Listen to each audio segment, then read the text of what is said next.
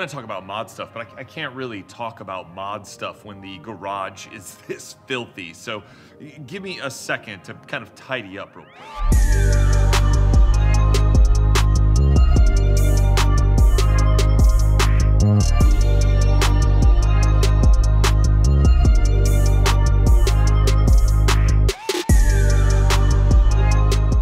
That's a little bit better, and if I'm honest, it's not much better. One of my dreams for this whole YouTube thing is that I make enough money to renovate this space. When we bought this house 2 years ago, we loved everything about it except the garage. I did not like the garage. I wanted like a 3-car garage, but everything else about the house was so great that I took this garage that this dude used to use for like woodworking, so it was filthy, so I spent forever cleaning it up, and well, the dryer exits into the garage. I know I've said it before on here, but this thing is the bane of my existence. Whoever thought that the dryer needed to exit into the garage, worst decision ever.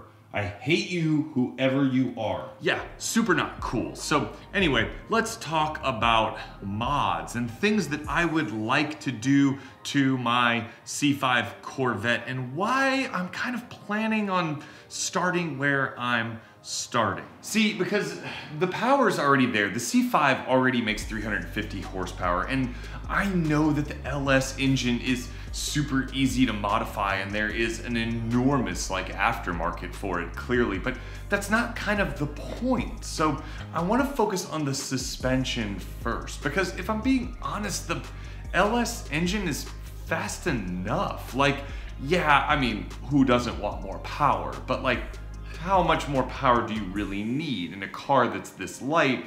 350 horsepower is plenty. See, when it comes to upgrading the C5, I wanted to have like a noticeable difference, a noticeable improvement, but I don't want to sacrifice kind of like daily livability. I mean, I don't daily drive this car. It's definitely like a fun car, but at the same time, I don't want it to become like unusable, right? Like I've seen those guys with the C5s that are like slammed down 100% for track use with ridiculous cams and enormous power and stuff like that. And that's not really what I want. I want something that I can still drive fairly often. I can take a longish trip into the mountains and enjoy some twisty roads, and I'm not gonna like hate myself for it. See, driving the C8 got me thinking, would it be possible to create a C5 that had that level of performance capability and that same level of sort of daily drive ability? Now, I know that it doesn't have all the like fancy dampers and electronically adjustable shocks and all that kind of stuff, but I think it's a worthy goal. I think it's kind of like a good objective to chase, you know, for lack of a better way of putting it. I think that'd be kind of what I would like out of my C5 more than anything. Think of something like a Mazda, right? Like it drives really, really well, but you could still drive it every day and you wouldn't think twice about it. Kind of like a super powerful Mazda Miata or an even more powerful or useful Toyota GR86, which I really enjoyed, but like, you know, more power than that. We interrupt this vlog to bring you me taking the car to get it washed because it is gross, it is filthy. It's been in the garage for weeks, so we're gonna have to go do something about this because I just do not feel good about continuing to talk about my car when it looks like absolute hot garbage. I don't normally do this either, but I don't have time to hand wash it right now. I've got more filming to do, so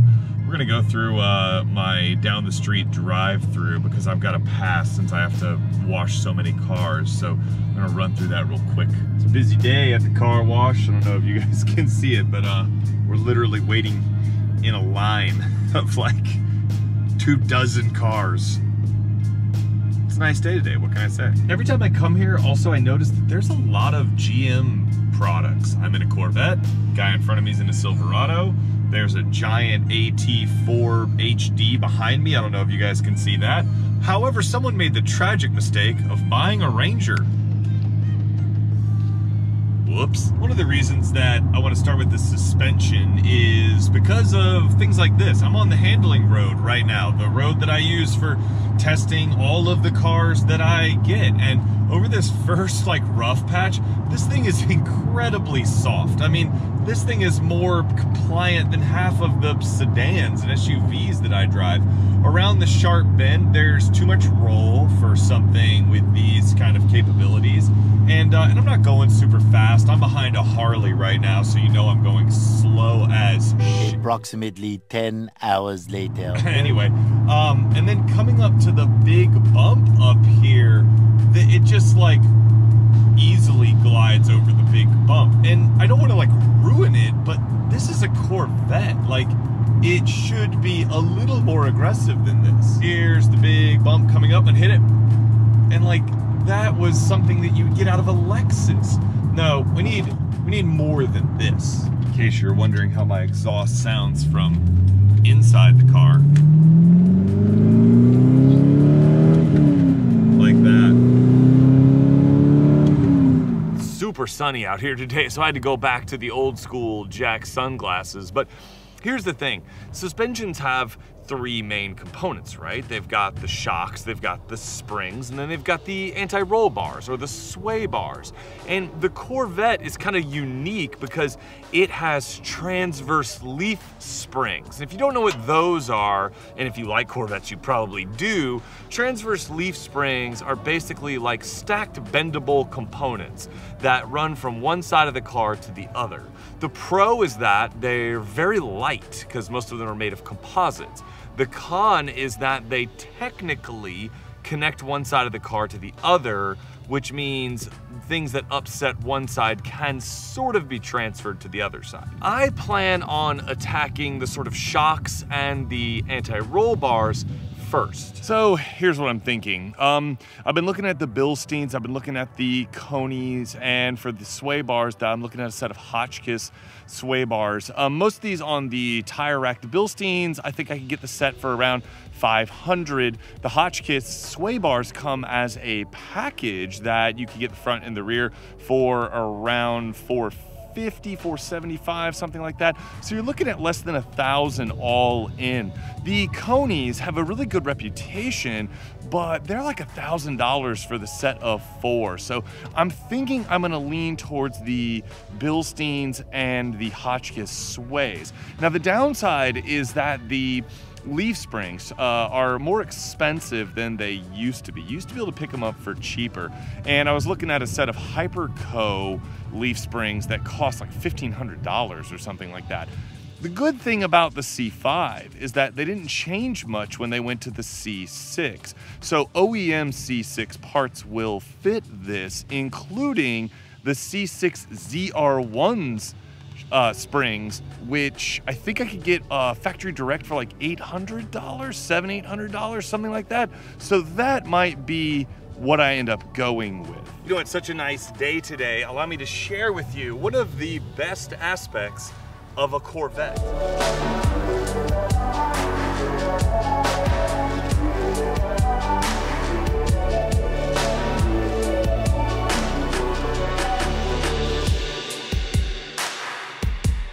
Also, bonus, when you're tall, you can do it by yourself.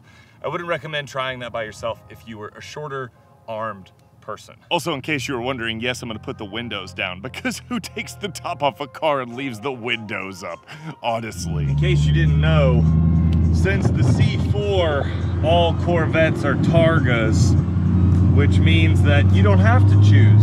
You get to enjoy this no matter what you have.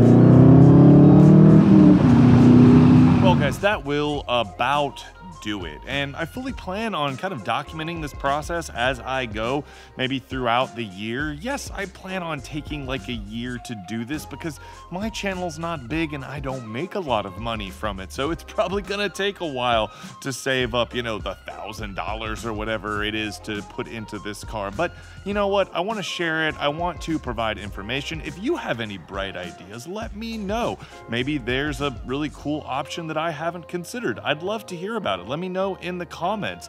And you know, remember the goal is kind of streetable, livable performance. That's kind of what I'm going for, and we'll see if I get there. All right, thanks so much for watching. I hope you liked it. If you're a newbie here, please consider liking and subscribing. Join me on this journey of C5 Corvette content or car reviews or a bit of both.